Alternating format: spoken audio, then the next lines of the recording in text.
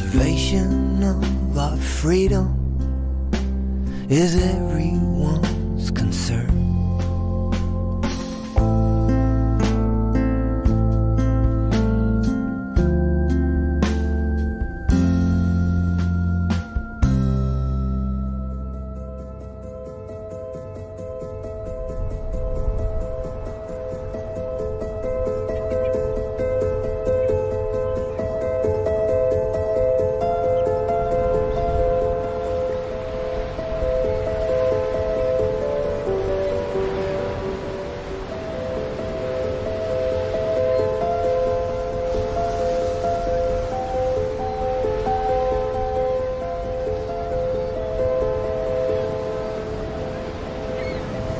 Professor Dr. Mattias Desmet, Professor of Clinical Psychology on the University of Ghent in Belgium. You're quite famous at the moment. Some people say so. Yes? I'm famous in a small group, I think. Well, I don't know about that. Corona-critical people. You're a clinical psychologist, but now from that clinical psychology you moved to mass psychology? Yes. To mass formation? Yes. How did you make this shift? Well, people seemed unable to see that they were really in the grip of absurd theories or absurd beliefs. And in my opinion, this phenomenon could not be explained just at the level of individual psychology. You had to take into account the effect or the impact of the group to which they belong to understand how people could become so blind for things that were blatantly wrong or absurd. And that's how I actually became interested in mass psychology. Started to investigate it, to read about it in the first place. You were interested before the corona crisis happened? You were already interested in it? Yes. I was lecturing already on mass formation before the corona crisis. Suddenly, the entire society was in the grip of a narrative which was based on mathematical models and statistics that, in my opinion, immediately were clearly wrong or utterly absurd in many respects, without people noticing it. And the strange thing was that it took me a few months before I really, in my opinion, could hit the nail and see that what was going on in society was this large-scale process of mass formation. It's strange that it took you so long. Yes, it's strange. Yes. Because in the beginning we were all a bit in the grip of the story. Yes, indeed. And that's a strange thing with mass formation. Yeah. An entire society is in the grip of it. And some people can, in one way or another, take a little bit of distance and slowly start to see what is happening, what is going on. I immediately had the feeling that there was something wrong with the narrative, with the corona narrative. But it took me a few months before I could really pinpoint and say, like, yes, that's what's happening. It's a process of mass formation.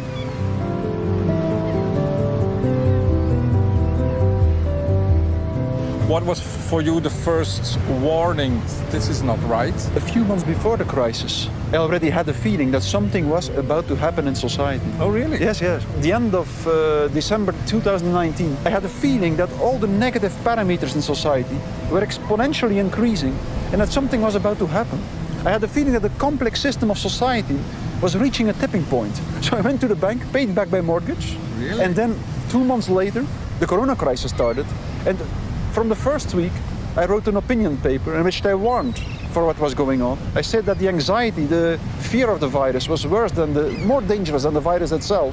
I started to investigate the statistics, and I also got a master in statistics after my master in clinical psychology. So I know something about statistics. From the first moment, I had a feeling like, look, these statistics and these mathematical models, they dramatically overrate the dangerousness of the virus.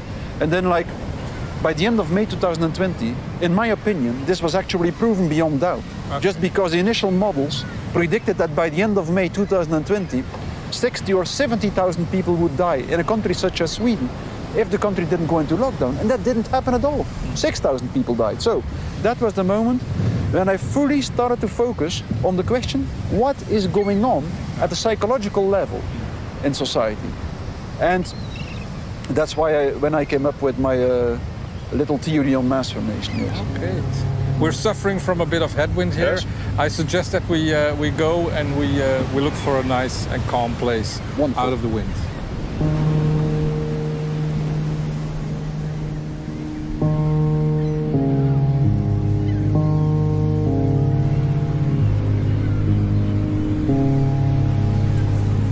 Mattias, the psychology of totalitarianism.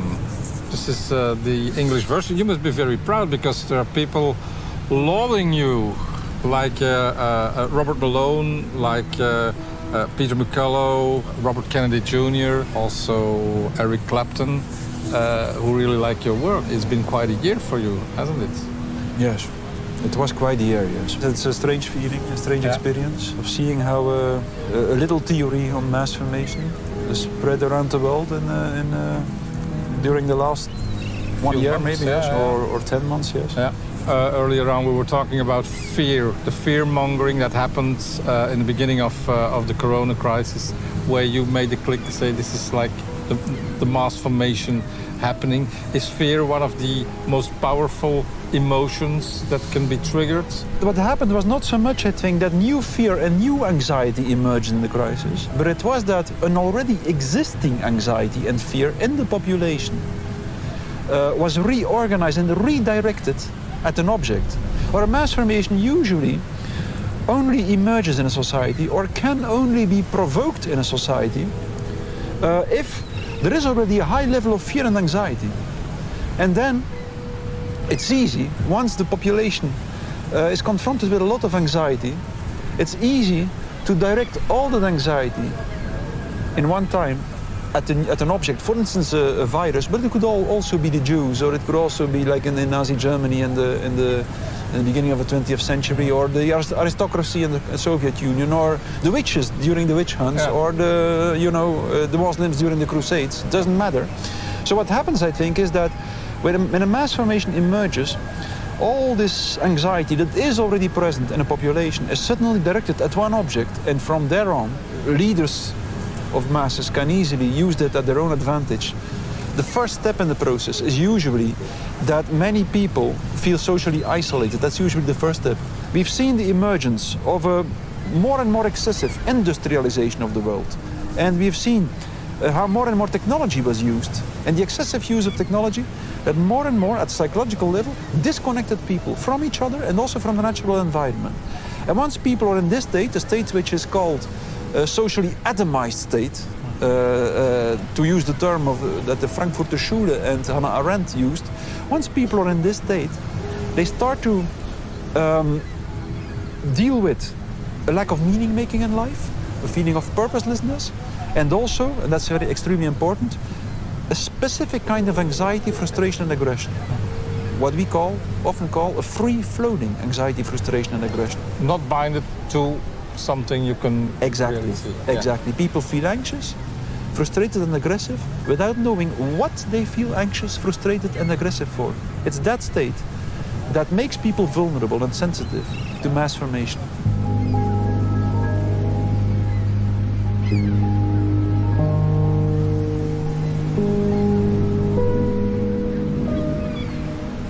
If under these conditions a narrative is distributed through the mass media, indicating an object of anxiety and providing a strategy to deal with this object of anxiety, all this free-floating anxiety connects to the object of anxiety. And there is a huge willingness to participate in the strategy to deal with this object of anxiety. And once this happens, something even more important happens. They have the feeling to belong. Yes, to belong and to be connected to each other. They have the feeling that they fight a heroic collective battle with the object of anxiety. And a new kind of social bond emerges because there is a strong bond between every individual separately and the collective. And the longer the mass formation exists, the more it sucks away all the psychological energy from the connections between people and invests it all in the connection between the individuals and the collective. Meaning that in the end, people are radically willing to report every other individual of whom they feel that it is not loyal enough to the state. That's so typical for the end stage of mass formation. What's the way out of this mass formation? Well, you know, mass formation is a kind of hypnosis. It's induced by the voice. It's an extremely strong phenomenon. It focuses all the attention on one point, which, just like in hypnosis, makes people unaware of the rest of reality, of everything that is outside their narrow focus of attention.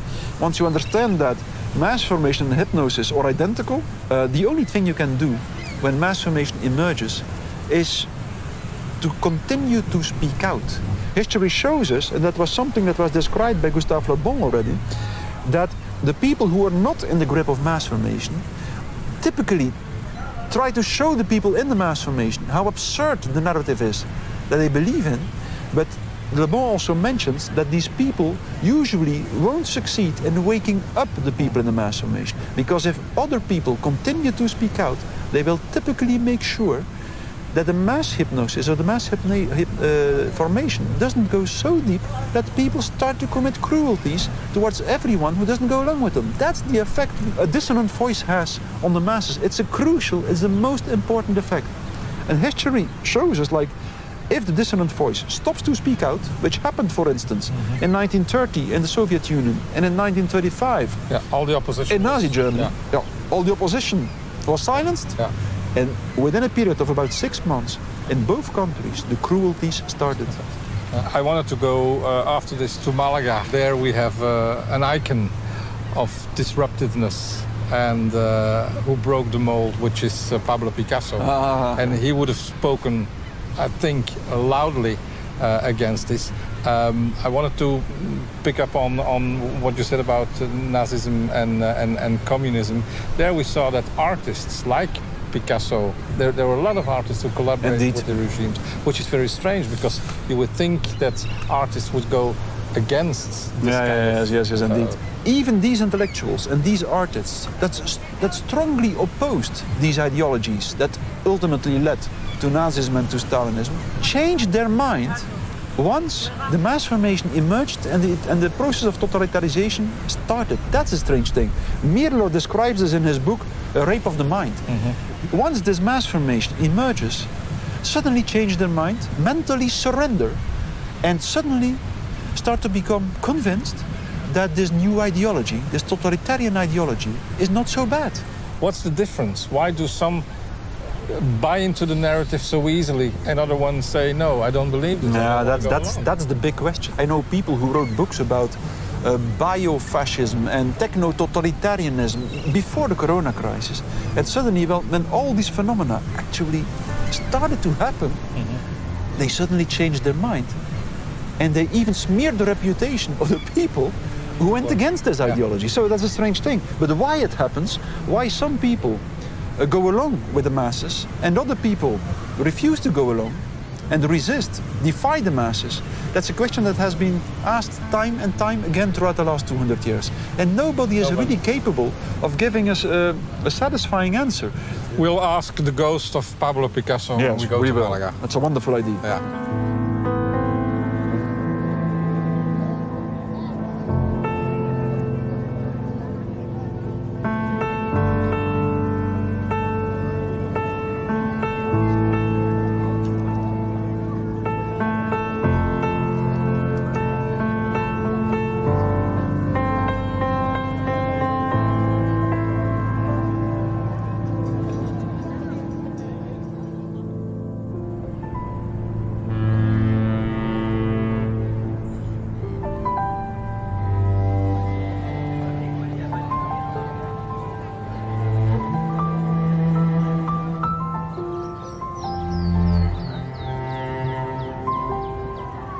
Picasso was born here, and he was known for his rebellious view on the arts. Something I missed the last 2 years in all the arts, I must say. You know, there's the rock and roll, the theater. There were very, very few artists who spoke out against all the measures that were taken during the COVID pandemic. Do you agree? The reason why art exists in society and the function, the responsibility also that art has in a society, is rather to break through every kind of conformism and create ever new and always changing new symbols and forms in society. And then now, during this crisis, it seemed as if they collectively forgot what the function of art is. And it seems as if they all, in a strange way, I was also baffled by it, in a strange way, chose to conform and to go along with the mainstream dominant narrative. Picasso, he did something totally different. He wasn't subsidized. He did it all on his own. Yes. Is it because nowadays in Europe most of the artists are living from subsidies, be it directly or be it through the cultural scene. Do you think that's why they followed the narrative in the way they did? No. That might have something to do with it. But if you look at the emergence of totalitarian systems in the first half of the 20th century, then also a lot of artists conformed to the system or went along with the system, bought into the narrative, I think. And I doubt whether they were highly subsidized at that moment. I think there is something else that might be more important. I don't want to say it definitely plays a role, of course. We can make a very fundamental choice and between either going with against the stream or swimming against the tide, or doing the opposite, going along with the largest group in society. And I think that for a long time already, artists were not used anymore to really swim against the tide. To me, it seems that many artists, in one way or another, chose to the mainstream social ideal. And during this crisis, this only became more evident and more visible, I think.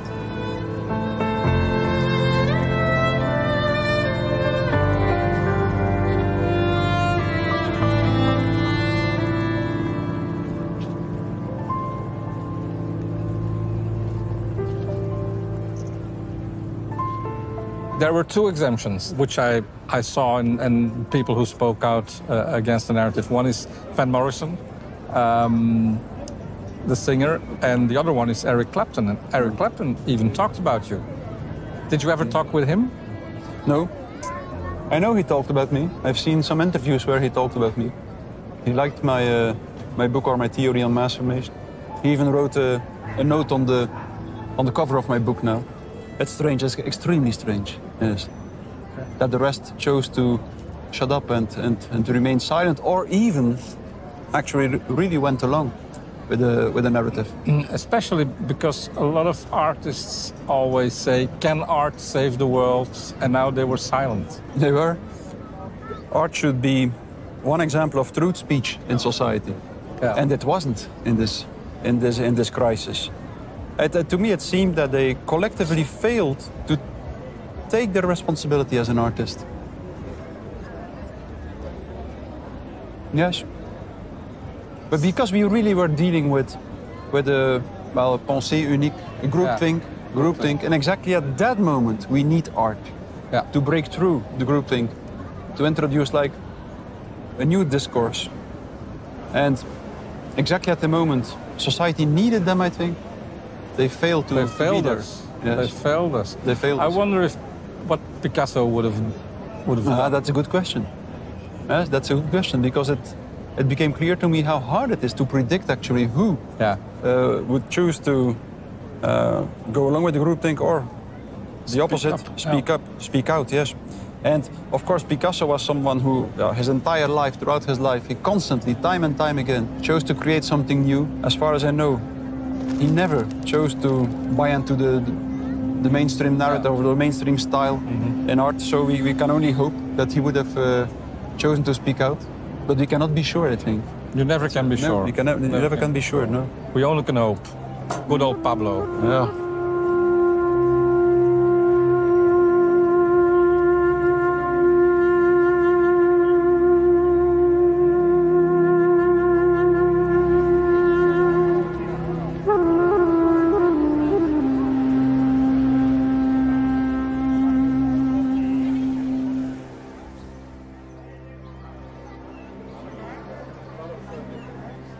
First we go to this teteria, which is a tea house, traditional tea house.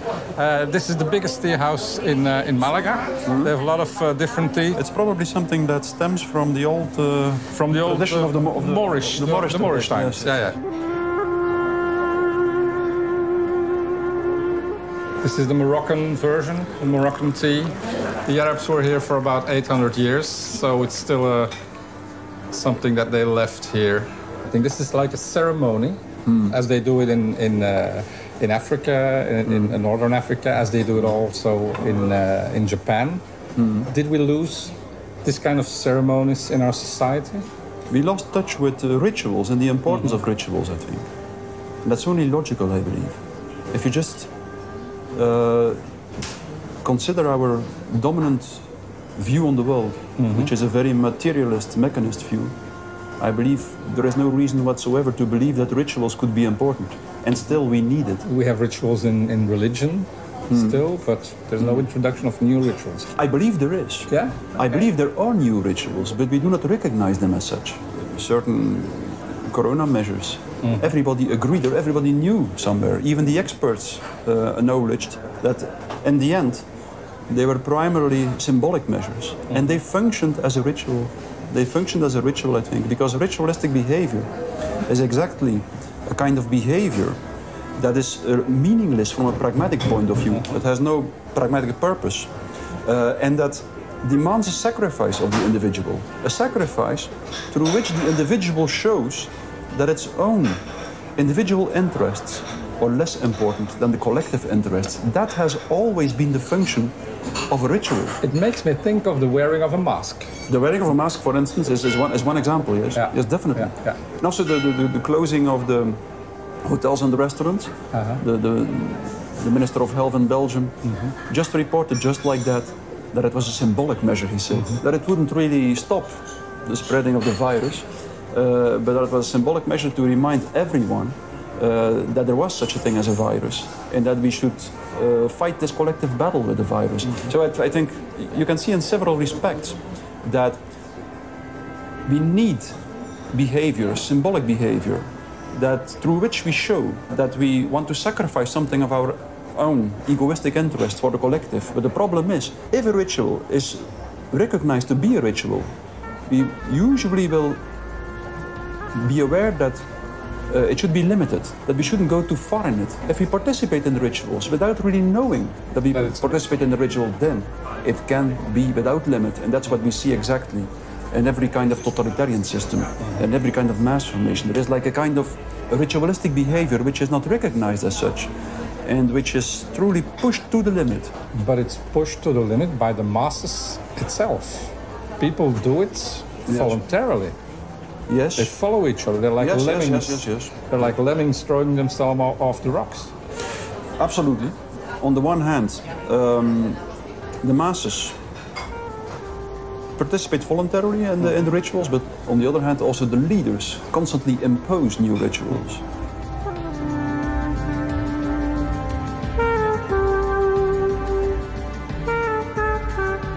I believe in this way, if we can introduce a new view on the world, which reappreciates the function of a ritual. In another way than we used to know rituals in a religious way. It depends, I think. I think if you're talking about institutionalized, dogmatic religion, then yes, then the ritual will have a different function. But if you're talking about the seminal, original, religious experience, which was actually also like an experience in which there is like an open-minded contact with something that escapes all rational understanding, and something that touches the intrinsic mystery of the human existence. I believe in that respect, there is nothing wrong with religion. And that even it's very similar, for instance, to the experience that was the basis of science. Someone like Max Planck stressed that in some of his works, that he said literally, I believe that science ultimately arrives where religion once started, in an authentic personal contact with something that escapes rationality and that transcends rationality. It's at this point, I think, when we start to become aware of the fact that all rational understanding, our rational understanding is limited, and that we need a different way to know the world, a way that is not so much, in which we not so much try to push or to impose our rational, the categories of our rational understanding to everything around us. I think it's at that point that we can start to open up and to move on to a different way of knowing the world, a way that is much more based on empathic resonance with the world around us. I think it's at that point that we also will understand that we need something like a ritual, a kind of symbolic behavior, just to, in one way or another, support our existence as a human being.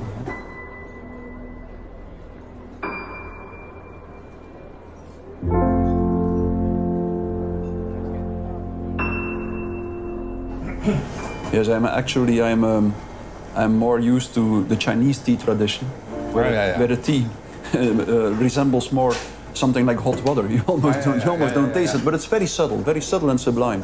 And this is a completely different tea tradition, of course, in which it's more like has more to do with strong tastes, completely the opposite of the Chinese tea tradition. But they appreciate it as well, actually. They also like it. You drink tea at home. You have like a huge collection of it. Yes, I have a huge collection. Yeah? Yes. Really? Yes, I have two huge collections in my house. And that's a wine collection and a tea collection. And a tea collection. Yes, I like them equally well. Yes, I like them both. Which one do you drink in the morning? Oh, I during the week I always drink tea. I almost never drink wine. Okay. During the weekend, I sometimes drink wine. Accompanied with tea. I often mix the two. I'll drink to that. Yes. The tea is very nice, actually. It's very nice. Quite strong, with all the sugar and the mint. Oh. Yes, it's quite strong. Yeah, it's a good kick. Yes.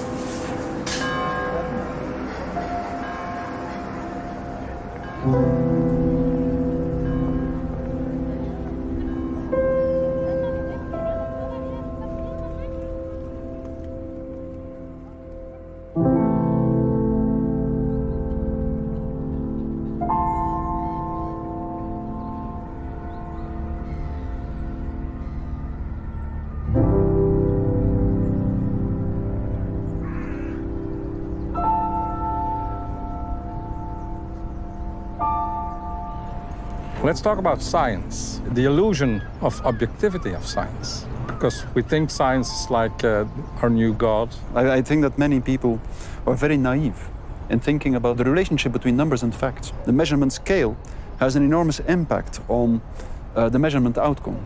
And that's something that we see very clearly, for instance, in the corona crisis, where we see that even counting the number of victims claimed by the virus can be done in so many ways.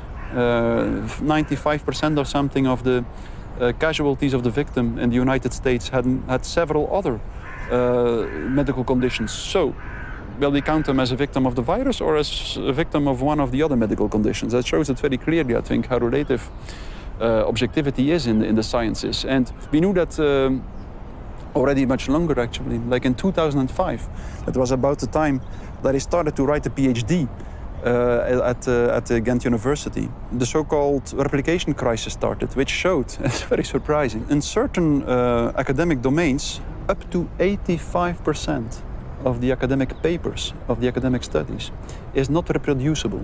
That means, to put it in plain words, that the results cannot be replicated and hence are to be considered non-objective and of a very limited scientific value. By the way, John Ioannidis wrote a wonderful paper about that, which was titled Why Most Published Research Findings Are False. There was like a tragedy of errors in scientific research. That was the title of another paper in Nature, A Tragedy of Errors. And also that there was much, much more fraud. Fraud on purpose or just by sloppiness? Also on purpose. The researchers often felt pressure to publish a lot, and they knew that if they had more spectacular results, that the chance of their paper being published would increase. So that was one of the reasons, but not the only reason. It was a much more profound epistemological problem, I think. That was the real basis, the root cause of the problems. And I wrote a book about that 7 years ago, The Pursuit of Objectivity in Psychology. I studied the problem in psychology, but it's very widespread in the sciences. Yes. 85% is fraudulent in a way, or false? Yes, false. Yes, not reproducible. Yeah, yes. Not reproducible. Yes. What can we still believe? That's a very good question, and it shows that the tradition of enlightenment, as it started about maybe 5 centuries ago, ended up with a serious problem, I think. In our society, we situate authority really in academic research. We believe that the rational analysis, the rational and empirical analysis of the world around us is the highest authority. And it turns out that actually this highest authority is highly questionable, and that in most cases, it's false. So that's a serious problem, of course.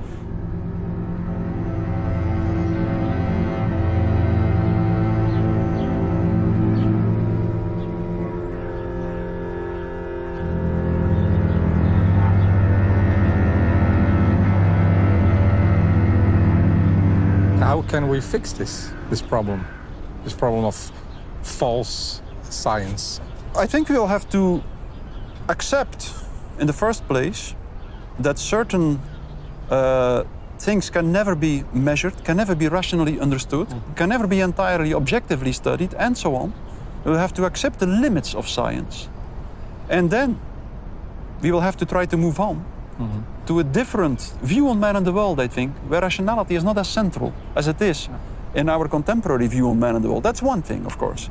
The deeper question is why we stick so much to this rational view on man and the world. Geert van den Bossche told me, which was very interesting as well, is that we focus so much on academia. He worked for pharmaceutical companies, and he said a lot of work that's been done there never gets published because they don't want to publish it. Yes, the problem you are referring to is well known in academia. It's known as the file drawer problem, referring to the fact that if a pharmaceutical company investigates the efficacy of one of its products and the results are negative of the study, they often are not published and they just disappear in the file drawer. And the opposite is also true.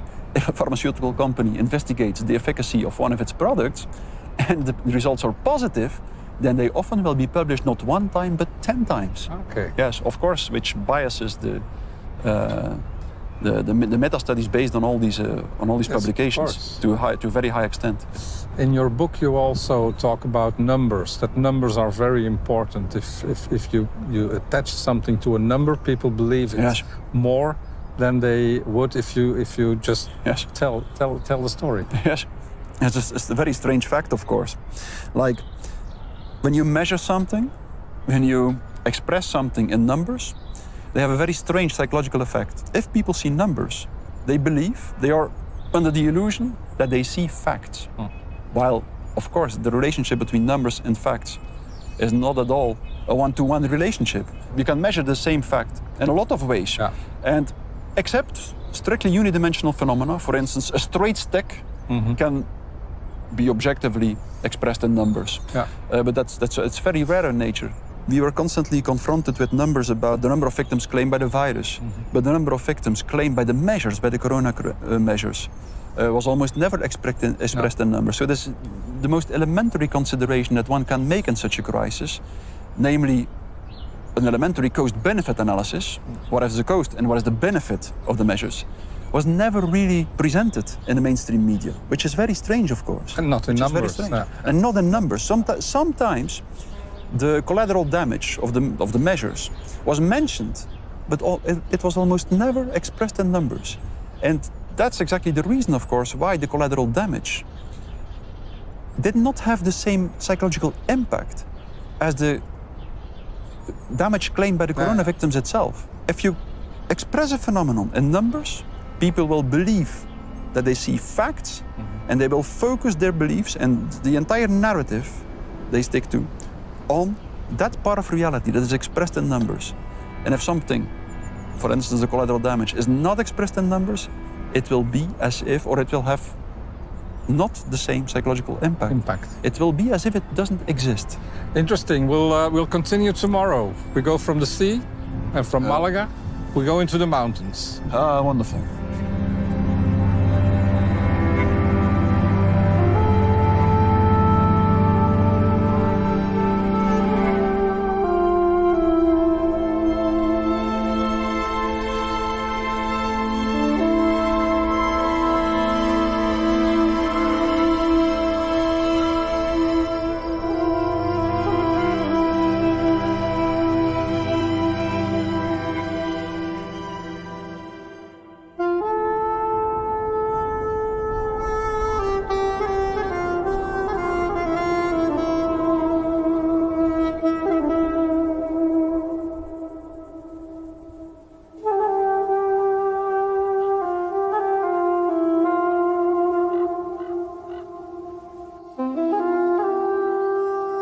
Since you started introducing your theory on mass formation, you've been all around the world. Not physically. No. Yes, it has been quite a year. I think it started with the interview with Rainer Fulmi. I got a lot of invitations afterwards by quite big podcasts. And from there on, it's It's spread around the world. Yeah. Yeah. How did this affect you personally, and in your work at the university? I don't think it really changed me personally. It brought a lot of work, of course, and work which I like to do very much, and which I enjoy, and which is very satisfying. It also helps me to develop my ideas, to make my theory more coherent. You're one of few people, I must say, if you count all over the world, who is speaking out. I think we need to do this in society. If people who have a different opinion stop to speak out, then there is this suffocating pensée unique that installs itself in the world, which is never good, but also for myself. It changes me as a person to speak out, I think. If you continue to speak out, even when it is difficult, even when you have to go against the group, against the tide, this has a very specific effect on a human being, I think. You have the ethical duty, I think, to speak out and to articulate the words of which you think that you are sincere and honest. It's already in the Talmud. If you don't speak out the words that emerge in you in a spontaneous and sincere way, you slowly start to lose your soul. And also the opposite holds true, I think. If you do articulate the words that you think are honest words, sincere words, then you slowly start to feel that you exist as a human being. It can bring you in trouble to a certain extent. Like at university, it's not easy for me to speak out at university. I notice that many people don't like it. But at the same time... Many people, meaning your colleagues? Most of my colleagues, yes. Most of my colleagues prefer not to be associated with me anymore. Okay. There is freedom of speech at university. There really is. You haven't been pressed into a corner? No, you feel there is group pressure. You feel there is group pressure, yes. and you feel the group pressure. No one will tell you that you're not allowed to speak out. I think for medical doctors it's much more difficult than, for instance, for professors. Yeah. And, of course, most people just, also mentally, just believe in the mainstream narrative. They go along with it. Yeah, but there's also a group that does believe but doesn't speak out. Yes, of course.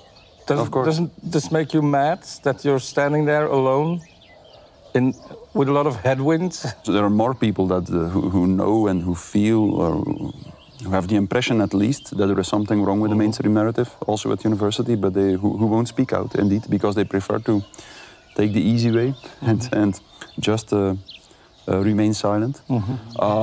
Yes, sometimes it makes me mad a little bit, because you would expect that highly intelligent people would be able to see the mistakes and the flaws and the statistics and so on. At least have some critical thinking about it. And most don't.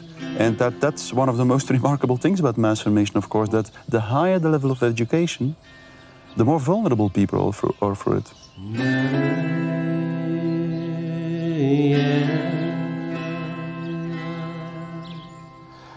Another thing is, it's kind of a trait of yours to speak out.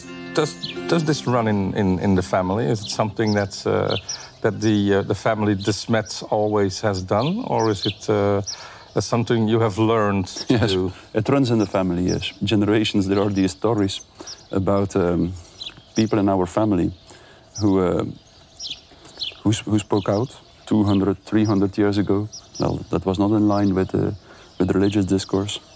And who had to move out of the village. Okay. Had to live somewhere else. Oh, they were pushed out of the village. They were pushed out of the village, yes. But as a child, they probably will have had a huge impact on me. Okay. And from when I was small, I always spoke out. Yes, also at school. Yeah, frankly. Yes, in a quiet way, I think. Yeah. But I always refused to shut up. Yes. And also at university now, in the 15 years that I was working at university before the crisis started, well, I made my PhD on problems with academic research, showing all the mistakes, the flaws, the sloppiness in the research. And many of my colleagues were mad with me already. Okay. Because I showed and I revealed the problems with academic research. Which I think is the duty of everyone who is working at university. And at a certain moment, a few months ago, someone at university, I won't mention her name, but Oh, it's a her. It's her, yes. She asked me, but Matthias, she said, we just doubt whether you still identify with the University of Ghent. I answered her, I don't think it's my duty to identify with the University of Ghent. I just think it's my duty to speak out as honest and as sincere as possible as a professor. That's the core of science for me. And I think that's true.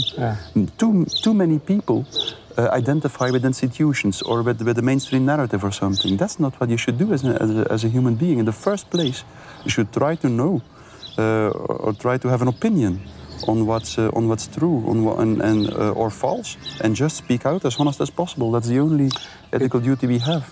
Is there something behind you holding, you know, like with the Romans, and saying you're mortal, you're mortal? Do we need that? What can give us the strength to face our mortality is exactly this courage to speak in a honest way, even when it is dangerous, or even when people are angry with you for what you say. Just to continue in a quiet way to tell what you think, being also careful that you don't speak out in such a way that the people who admire you want you to speak out. That's not what you have to do. You just have to care in the first place for the value of your words, and not for the people who are listening to you, or who are, or not for the response of the other people. I'll take that into consideration.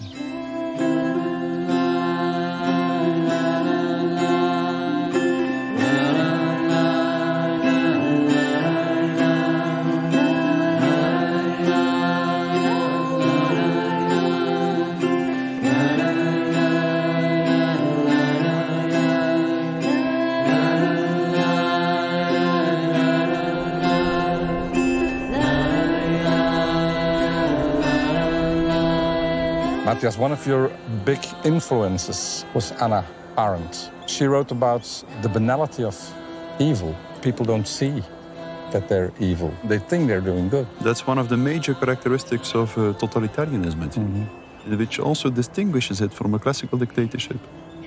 In a totalitarian state, the totalitarian leaders typically believe that they do their utmost best. They are convinced that they should reshape society in order to build like a new paradise. And they always start from a kind of pseudo-scientific theory to do so. We've seen this in communism, we've seen this in Nazism, and I think we see this again. Everything has to change, everything has to reshape according to a new ideology in order to be able to deal with the problems, real or imagined, that emerge in society. Away with the old, let's get something new, and you have to listen. Such a movement sometimes starts from the elite, like in the Soviet Union. There was first a communist elite who started from the ideology of Marx, what Hannah Arendt calls this diabolic pact between the elite and the masses, which allowed them to seize control in society and to build a new kind of state, the communist state, which indeed the banality of evil manifested. Under the Tsars, there were about I think 50 or 70, something like that, death penalties a year. And after 10 years in communism, there were over 20,000. And after 20 years, there were over 200,000 death penalties each year, which showed, each year, which showed how all these good intentions from the beginning actually were not realized. Instead of creating a better society, it was much, much, much worse. That's so typical for totalitarianism. One of the strangest characteristics of the phenomenon of mass formation and of the phenomenon of totalitarianism, that both the leaders and the followers, but also the victims of a totalitarian state usually or very willingly go along with a totalitarian project. Eichmann, who indeed tried to convince the Jewish people to cooperate with them. And Hannah Arendt says in her book, Eichmann in Jerusalem, she says that it was maybe surprising that Eichmann had this idea of trying to convince his victims to cooperate with him. But what was even more astonishing, Hannah Arendt says, that the victims actually collaborated, that they went along. And it weren't only the Jews, it were only the people, the victims of Stalin and the other victims of Hitler in a remarkable way. They all very obediently and willingly went like lambs to the slaughterhouse. Like lambs to the slaughterhouse.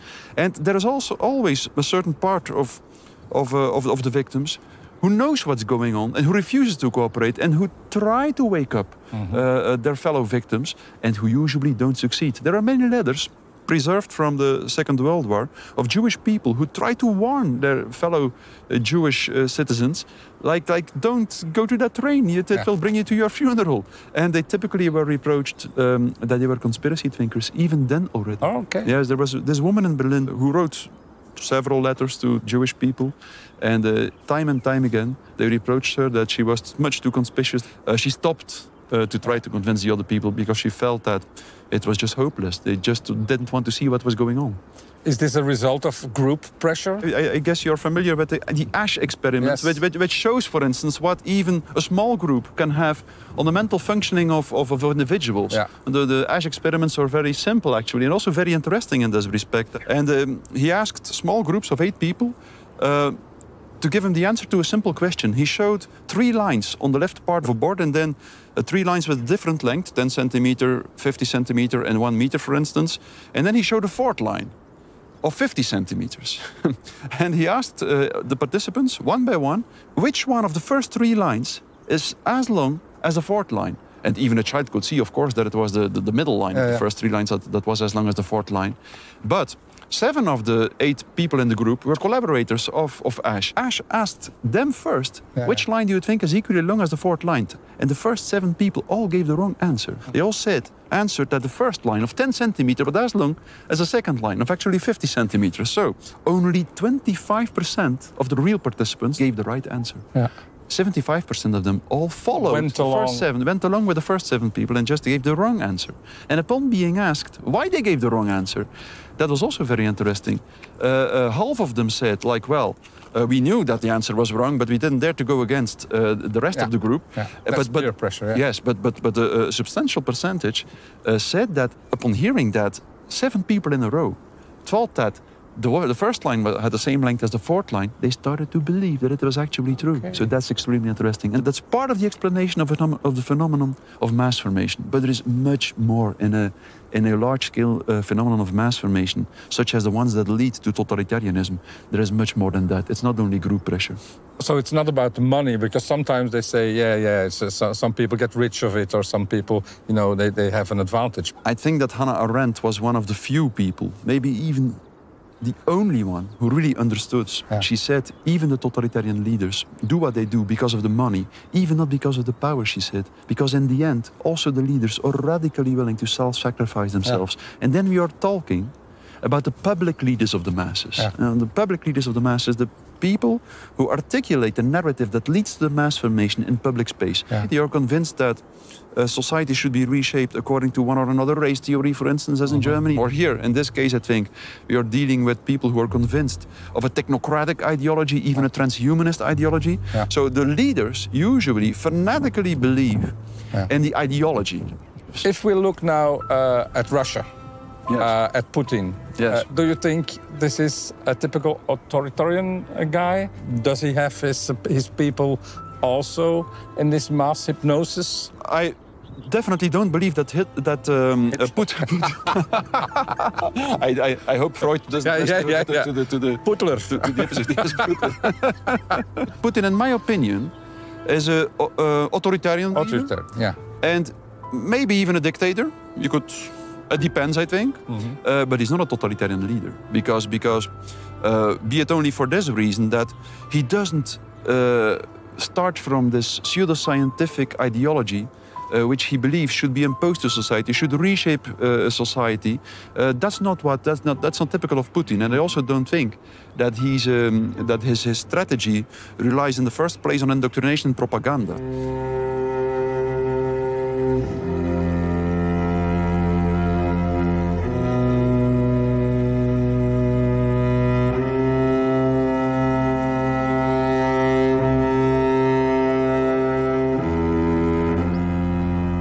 In this documentary series, Headwind, we are the counter mass formation. We think we're critical thinkers. We think that of ourselves. That's an arrogance too. We are constantly at the risk of mass formation, and sometimes we probably fall prey to that to a certain extent. And it's what we have to make sure is that we always can escape, that we can take a little bit of a critical distance of our own position and remain capable to be critical both towards the narrative, the mainstream narrative, and towards our own narrative. Yeah. That's the challenge we... Keep the bird's view. Yes, indeed. Anna Arendt said in her book that the new form of totalitarianism would be totally different from the ones we knew before. In 1951, she mentioned already that we've witnessed the fall of Nazism, we would soon witness the fall of Stalinism, she expected. But she said, we might see that a new kind of totalitarianism emerges.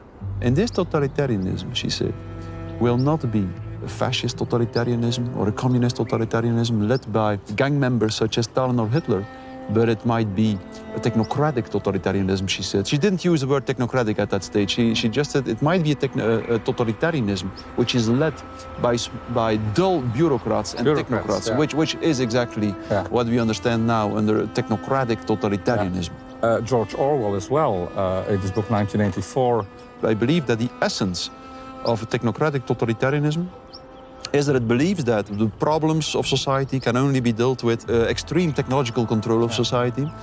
The most purest example of a technocratic ideology is, of course, the transhumanist ideology, which believes that the human being can merge with all kinds of technological devices and become godlike, actually. If you read the books of Harari, Yuval Harari, which is, I think, the most successful author at the moment in non-fiction books. He describes this kind of future in which the human being merges with all kinds of technological devices and becomes omnipotent in many respects, becomes godlike. That's why the title of his book, of course, Homo Deus. If you look at the causal chain which leads to totalitarianism, then you see that the first step always is this mechanist thinking. It's this belief that the entire universe can be understood in mechanistic terms, can be completely rationally understood. That rational understanding should be the cornerstone of human society and human existence. It's this kind of thinking that in itself already isolates the human being from its environment, because if you think like that, if you believe that everything around you can be reduced to the categories of your own logical thinking, then you are not able anymore to open up for the mystery of the things behind you, for the uniqueness, for the singularity of the things around you, because on the beforehand, you expect already that you will be able to understand them in your own way of thinking. That's the first important thing. And then in a second step, of course, it was this kind of mechanistic thinking that led to an excessive industrialization of the world and an excessive use of technology. And what we see now. And then in my book, I describe how it is exactly this use of technology and this excessive industrialization of the world, which leads to people who feel disconnected from their natural and their social environment. The root cause of the problem of totalitarianism is always the mechanistic thinking. So, what we should overcome is this mechanistic thinking. A lot of scientists and big scientists already said this. All seminal scientists, all great scientists, or almost all, Heisenberg, Schrödinger, Bohr, Max Planck, Lorenz, Mandelbrot, Janos Bolyai, and so on, René Thom, they all started from this mechanist view on man and the world, from this rationalist view on man and the world, but in the end, they all left it behind. They evolved. They evolved because they noticed, and that might sound paradoxical, but it isn't, that they showed in a strictly rational way that reality, in the end, for instance, all complex dynamical systems, which is almost every phenomenon in nature, in the end behaves strictly irrational. Chaos. It's chaos. There's beauty in the chaos. There's beauty in the chaos, and the nice thing is that chaos theory, systems theory has described this in a wonderful way. It's this resonating kind of knowledge that can make you feel the eternal principles which can never really be logically grasped, that exist in this seemingly chaotic world that cannot be grasped, that never can be entered in a rational way. In my own life, personally, I've experienced this in a very concrete way. It took me until I was 35 years old before I suddenly realized that the world is not rational. But the more you try to grasp the essence of certain phenomena in the same way as the seminal scientists did, the more you see that the core and the essence of life can never behave irrationally. If you think in a logical way, you connect the one logical idea to the other. And in this way, it is as if you build a wall around you, a wall of logical understanding, which isolates you from the world. Yeah. And as soon as you understand that this logical wall will never be sufficient, the bricks will come down. The bricks will come down. And as soon as you can allow your logical thinking to open up, it's almost literally as if the strings inside of you start to resonate with the eternal music of life around you. And it's this resonating knowledge that is the true knowledge, and that also allows you to overcome, I think, what might be the major disease of our current contemporary culture, is the fear of death. Is the fear of death. Because as soon as you tremble together, as soon as you vibrate in the eternal music of life, you know that death is not the end of everything. You know that you're part of something eternal. We went from physics to metaphysics. I think this is a good time to go from grapes to wine. Yes. Let's visit the vineyards. As the Romans said, in vino veritas, the truth is in the wine. That's true. Yes.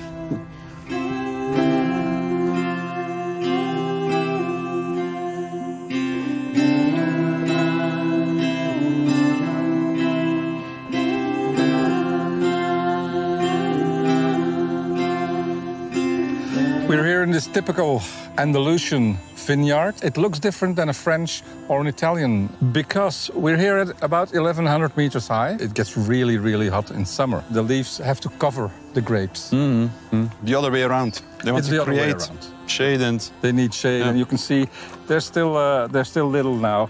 Okay. Oh, they are here, yes. There they are. There's the little grapes, yes. There they are. Why are we here? Because you're a wine lover. Yes, I am. You are. For me, the most fascinating thing about wine, something that is extremely sensitive for all kinds of psychological factors. Yeah. For instance, if you learn to taste wine, then you know that every time you learn a new term to describe the taste of wine, the flavor of wine, the scent of wine, and you start to taste it differently, the wine. It's very curious. You need, in one way or another, a symbolic framework in order to be able to taste and smell wine. Or in any case, the taste and the smell of the wine will change every time you learn. Yes, definitely. It's an experience that almost everybody has who learns to taste wine. So language really influences the way you taste? Language influences perception. And that's so important, I think, also in general in life.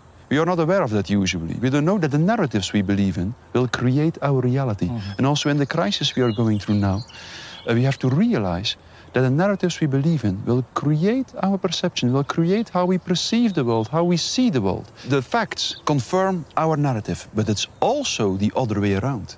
Our narrative creates the facts. It determines, to a certain extent, not entirely, of course, but what we perceive and how we perceive the world. So that's something very important, I think. And also from another perspective, I really love wine, and it also has to do with psychology. Wine is a very complex phenomenon. It changes while it gets older and so on. So wine is a perfect metaphor for human experience and for human personality types. I have the feeling that every personality type matches a certain type of wine. There are certain wines are very good when they are young, but they become sour when they get older. Other wines become softer and more elegant while they get older. Other wines lose their energy. Every wine, in one way or another, is a perfect metaphor for a certain personality type. And every personality, every human being, every subject will find a wine that really matches himself, that suits himself, that has the same characteristics in a certain way. I think that's one of the reasons why wine always fascinated mankind so much. Yeah. And you can keep it before they knew here how to stop the fermentation of the wine. Because with the heat, when they made the wine, it became really easily vinegar. Because they couldn't stop the fermentation. Can imagine, yes. So the first wines who came from Malaga were very popular. At the Russian court, for instance, they imported Malaga wines because here they cut it with brandy. Oh, yes. And he created a kind of port wine. Well, it's a fortified wine, just to stop, because if you go above, I think it's 16 degrees alcohol. 15 degrees alcohol, and the fermentation stops, yes. That's it. So the first wines who were made here were like fortified wines, and they could keep forever. Yeah. They could keep forever. Yes. Wonderful, and that's why the Malaga wine was exported all over the world.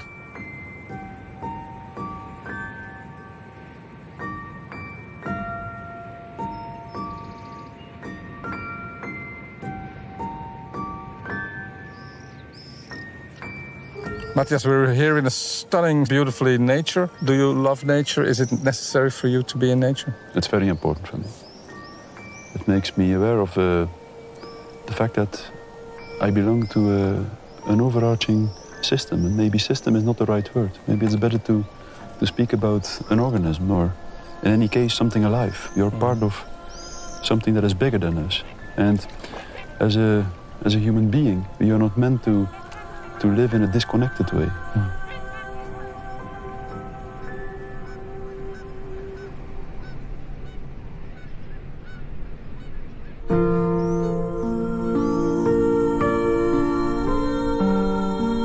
And nature is humbling, isn't it?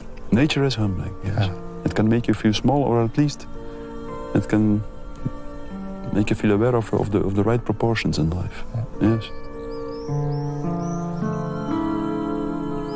Let's recapitulate on mass formation. What is mass formation? Mass formation is a very specific kind of group formation, which has very specific effects at the level of individual mental functioning. For instance, when someone is in the grip of a process of mass formation, of this specific group formation, then he or she becomes radically blind for everything that goes against the beliefs of the group. So, and the second very important characteristic of mass formation is that it makes people willing to radically sacrifice everything that used to be important for them before the mass formation. It is as if people are no longer aware of their own individual egoistic interests. And then a third, also very important characteristic, is that people who are in the grip of mass formation typically become radically intolerant for dissonant voices. And this can go quite far. In the end... Sounds familiar. Yes, and in the end they will typically stigmatize everyone who doesn't go along with them, and ultimately commit cruelties to everyone who is not in the mass, and they do so as if it is an ethical duty to do so. It's very characteristic for mass formation. This kind of group formation only occurs under very specific conditions. And for instance, just before the corona crisis, this was definitely the case. Over 30% of the population worldwide reported not to have one single close contact. And then once people feel disconnected, they will typically start to be confronted with experiences of lack of meaning making. It will be as if their life is without purpose. 60% of the people worldwide reported that they considered their job to be completely meaningless. So the bullshit jobs. The so-called bullshit jobs, yes. Yes.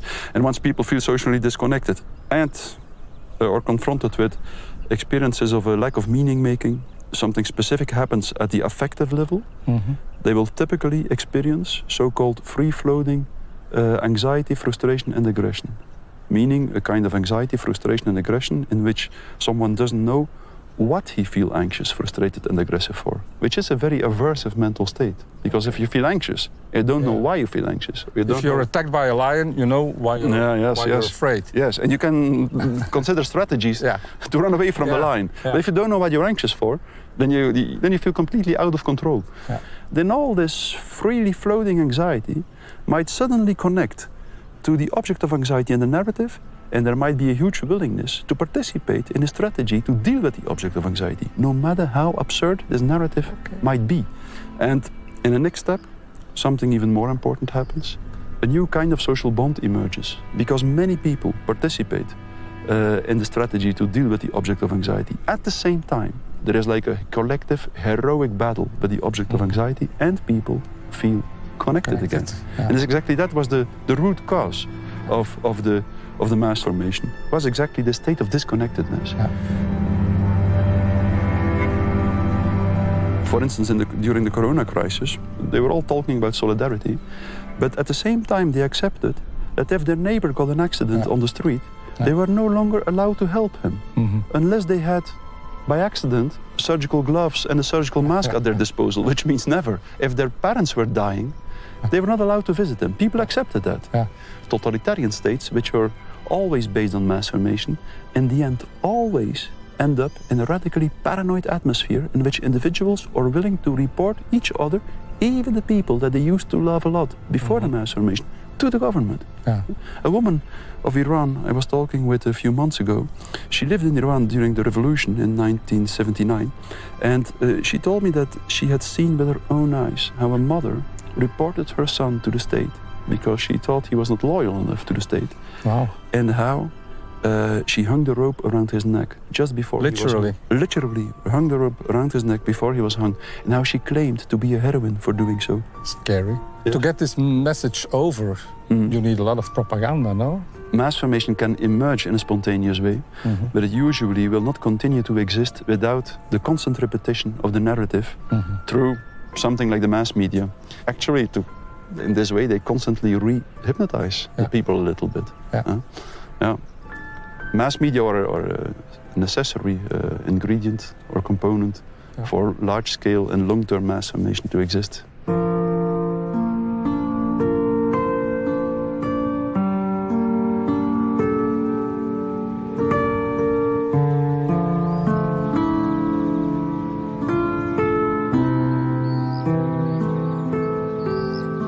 So at the end of the 15th century, the Catholic kings had their reconquista. They came here and they ousted the Moorish people. They wanted to win the hearts and the souls of the people who lived there for about 800 years. To thank the city of Alhama and to show their appreciation, they built the first hospital here in Andalusia for the people of Alhama. There was this woman called Elena de Cesspit. She was a daughter of a slave and a native from here. And she wanted to become a surgeon. But at that time, you couldn't become a surgeon as a woman. So she dressed up like a man. And she was the first transsexual, actually, to be mentioned in a book because Cervantes, the Spanish writer, came here, visited Alhama de Granada because he was a tax collector at that time, and heard this story and wrote a book about it, about her. And so she's the first really transsexual woman who was mentioned in a book. She was also ousted out of this town. There was like an inquisition and stuff like that. And you see that also in these times it was very hard to be different and to have a different opinion or a different sexuality. In some respects, it didn't change that much until now. But the consequences are maybe less severe at this moment. But still, they didn't kill her. They didn't kill her. No. But people are still finding it difficult to tolerate other voices and other. To be tolerant to dissonant voices, even now. It's something typical for a human being. Yeah, what surprises me, and this brings me to the woke movement, which we are living in these days, is that, because I called her Elena, but that's her dead name, they would say now. Yes. They would say now that's her dead name. That's her dead name. Because her new name, under which she was known here, was Eleno, which is just, the male version of Elena at that time. But you see that the pendulum goes always the other way, and when we see that with woke, that it goes far out, and hopefully it will swing back. Indeed. Yes, let's hope so. Yes. So the tolerance of intolerance can also be intolerant. Of course, it is. I think it is. Yes, the woke movement is a very nice example. Somewhere it started from, also from good intentions, I think. Yeah. But in the end, it becomes something that makes public space a difficult and a dangerous space to speak out for everyone who even only a little bit deviates from the group norm. Yeah. And it becomes absurd. It becomes absurd. It becomes radically absurd. But there's also good news. Every revolution will eat its own children. Every mass becomes a monster that devours its own children, Hannah Arendt said. Let's take a walk to the gorge. That reminds me of Ronda. We'll have a look at it. Wonderful.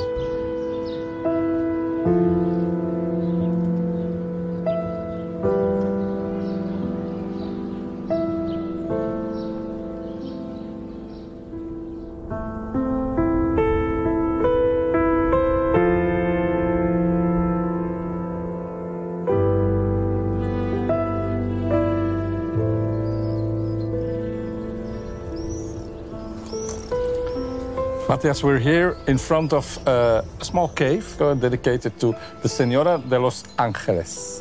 The Moorish were ousted here at about 1498 out of Alhama. And what does a new religion needs? A new religion needs a good story. And a good story is a miracle. And so there was this, the story is there was a knight on a horse. He fell down on his horse. There's still a hoof print in a rock there, they say. But he survived. Miraculously, he survived. And he built this little chapel as a Hail Mary. Really. Stories are important not only for religion, but for society in its whole. Are we losing the big stories? Are we losing that in modern society after Enlightenment? The big stories or the grand narratives that disappeared. Maybe the only grand narrative that is remaining now is the grand narrative of the materialist view on man and the world. The grand narrative which says that everything started with the Big Bang and all the rest was a kind of a mechanistic consequence of that Big Bang. This grand narrative that believes that everything can be reduced to material processes. Even the feelings and thoughts in our head, human consciousness, within that grand narrative. The ghost in the machine? The ghost in the machine would just be an effect of the biochemical processes in our brain. That's what we seem to believe. The strange thing is that we believe that this idea is a scientific idea, but at the same time we see that science itself shows that this kind of thinking is very limited. It shows that the material particles itself are to a large extent a consequence of our consciousness, the other way around. That's what someone like Heisenberg concluded. He said, science finally concluded that Plato was right. Plato, who believed that the material world in itself is a kind of consciousness in itself, that all material particles are thought forms, he said. So we see that in that way, this entire materialist striving to reduce human consciousness to material processes actually can never be really successful. We believe that rational understanding is the most important thing in life, and that our society and all human relationships, human living together, should be based on rational understanding. I don't believe that's true. I don't believe that's true. I believe that in the end, what science made clear is that rational understanding is extremely limited, and that we can only explain a very limited part of reality in a rational way, and that for the rest, we have to move on and try to know the world in a different way. To feel it more. Right? To feel it more. Different scientists have articulated that in a different way. Someone as Niels Bohr said that in the end, poetic language has much more grip on reality and is much more important to understand reality or to talk about reality than logical language. It's hard to put in words. We have to feel it to a certain extent. That's exactly that's it. Are we reaching the limits of speech? This kind of knowledge that you could compare it to what the ancient Greeks called a techne, with which they referred to a certain technical knowledge that is more than just rational knowledge. For instance, if someone learns a certain craft, then first there is this stage in which he can learn the craft just by rational understanding. Someone can explain him, like you can do this in that way and this in that way. You have to go through these steps, to these protocols. When you start to feel what you have to do. Creativity. Yes, the creativity, and then there is this connection, this more intuitive connection with the objects that you're making, for instance, or with the performance of the art. It's at that moment that you reach a higher level of knowing, a higher level of understanding, which is much more a resonating knowledge. In Japan, there is this famous quote which says, first you have to protect the rules of an art, and then you have to destroy them. And it's at that moment that you become an artist. Breaking the mold. We're back at Picasso here. We're back at Picasso, definitely.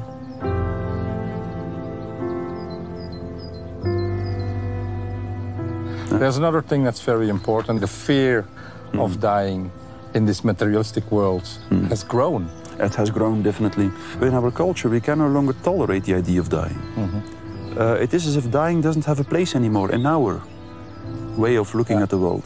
As soon as you become aware that your logical understanding will never be sufficient, all these ideas can loosen up a little bit.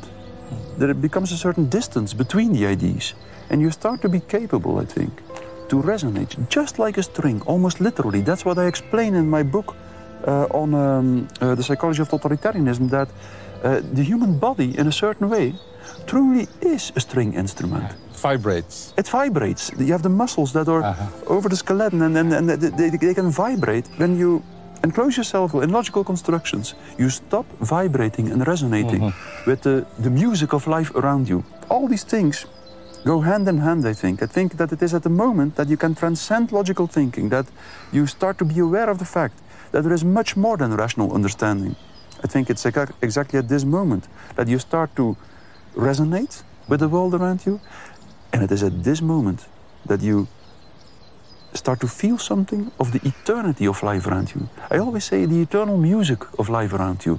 And that's exactly what you need, I think, to just be able to tolerate the idea that once you will die, because you feel that you still participate in something eternal. Science is a wonderful thing, and we went through a wonderful process throughout the last few hundred years.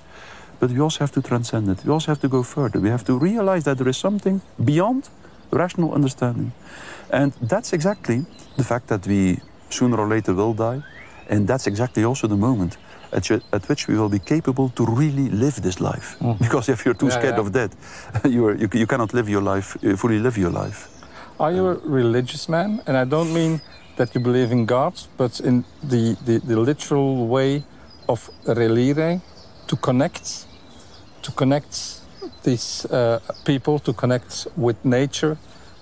I definitely don't expect too much of dogmatic religion and institutionalized religion, but I believe that the original, the seminal religious experience was a very fruitful experience. It was very necessary for culture. And as you just remarked in an etymological sense, it means something like to connect with things around us. Yes, of course. In that way, I am a religious man, and I believe that religious experience is the core of our existence. In that respect, not in a dogmatic or institutionalized respect. In the end, science arrives where religion once started, and a connection with that what transcends all logical understanding. And you also refer to the concept of God there, but it's not really a belief in God. It's just feeling in touch. It's just right to say with that what transcends all rational understanding, all logical understanding. Amen to that, Mattias Desmet. Thank you very much for coming to Andalusia, to Spain, and for bringing your wisdom. And thank you for inviting me. It was great to talk. Some consequences gather. They gather around the fire. They came this way from far today to question and inquire. Evil spreads. Somebody said, round here and over there. We could react to this attack if only we would dare to love, dare to understand, dare to care, dare to love a man, dare to love.